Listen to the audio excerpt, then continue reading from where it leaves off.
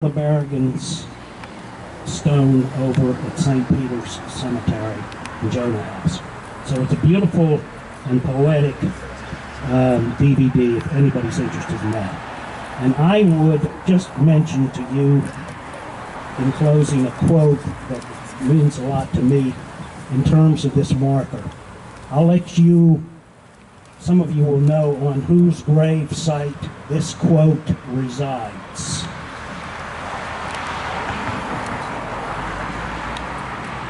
And of course we need to change the world, to protest, to resist according to our talents. We're not all going to take the risks the Nine did. But here's the quote. Philosophers have long debated the world. The point, however, is to change it. Thank you. Thank you, Dave.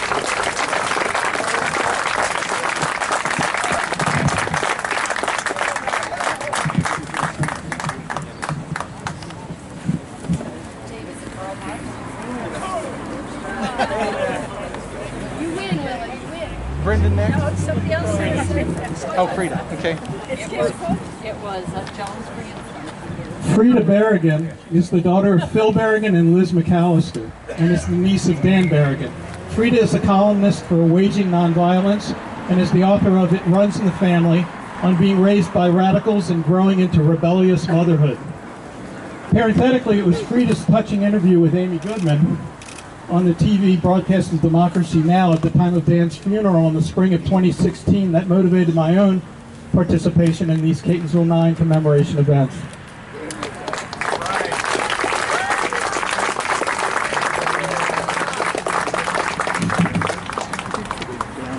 Thank you, Dave, and thank you all for being here. I thought I would lean towards brevity, a certain sort of brevity for this. In Connecticut, where I live, the tulips are really just coming up.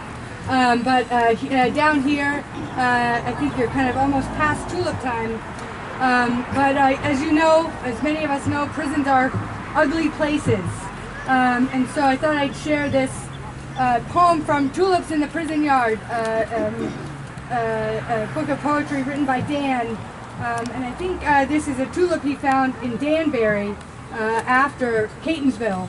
And I dedicate this to all of the Kings Bay Plowshares activists who are in well, they're in a prison yard with no tulips whatsoever. Right? So tulips in the prison yard.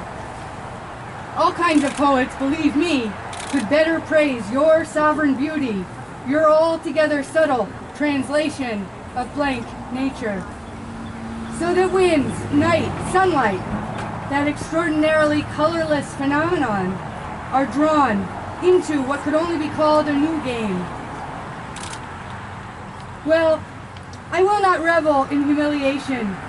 Yeats, Wordsworth would have looked once, breathed deeply, gone home, sharpened quills, and with a flourish plucked you from time. But you are jail yard blooms. You wear bravery with a difference. You were born here, will die here, making you, by excess of suffering, a transfiguration of suffering. Ours. I see prisoners pass in dead spur of spring before you show face. Are you their glancing tears, the faces of wives and children, the yin-yang of hearts to and fro like hanged necks, in perpetual cruelty, absurdity? The prisoners pass and pass, shades of men, pre-men, khaki ghosts, shame, futility. Between smiles, between reasons for smiles, between a life's fool's pace and life as celebrant's flame, is eons. Yet thank you. Against the whips of ignorant furies, the slavish pieties of Judas priests, you stand. A first flicker in the brain's soil, a precursor of judgment. Dawn might be, man may be, or spelling it out in the hand's palm of a blind mute. God is fire, is love. Woo.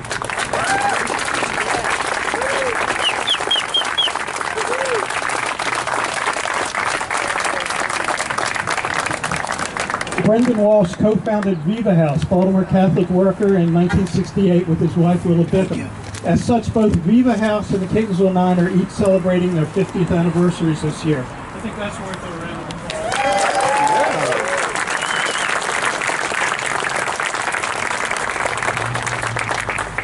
applause. Brendan directly supported the Catonsville Nine action on the day of the draft board raid and was also subsequently part of the Catonsville Nine Defense Committee. Brendan helped organize the marches, vigils, protests, speakers, and gatherings during the federal and state trials. Woo-hoo, Brendan!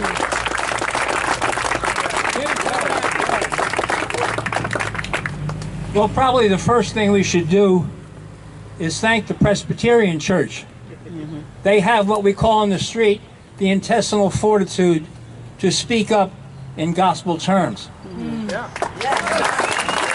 Over there at the Knights of Columbus, I might be able to understand that 50 years ago, and we hadn't yet lost 58,000 lives or killed 6 million Vietnamese, that they might have been forgiven for not wanting to own up to the fact that they allowed the draft board to be on the second floor of their building. It was that murderous relationship of state and church. So rather than say we cannot put the marker where it belongs, they should say we repent and ask forgiveness. Amen. The United States has been around for 242 years, and we've been at war over 225 of them.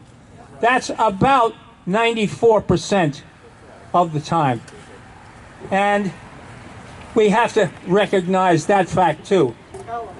We have made many countries the land of burning children, and it's not ending.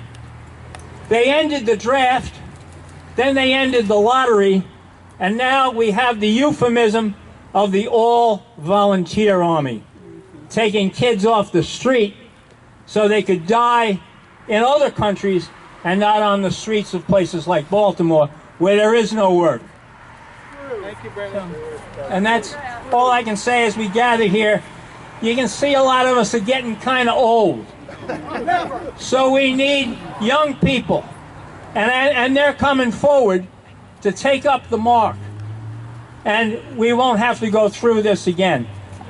So I really, again, thank the Presbyterian Church, and it's an embarrassment for Catholics. Thank you.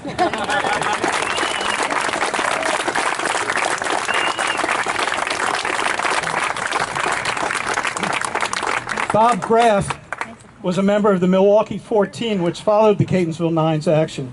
On September 24th, 1968, 14 men, including 5 priests and a minister, removed approximately 10,000 draft files from Milwaukee's draft boards and burned them in a nearby square dedicated to America's war dead.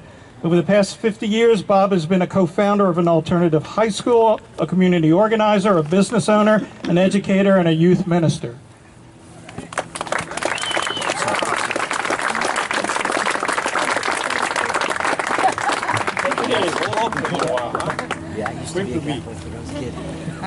The dedication of this marker is sort of a paradox.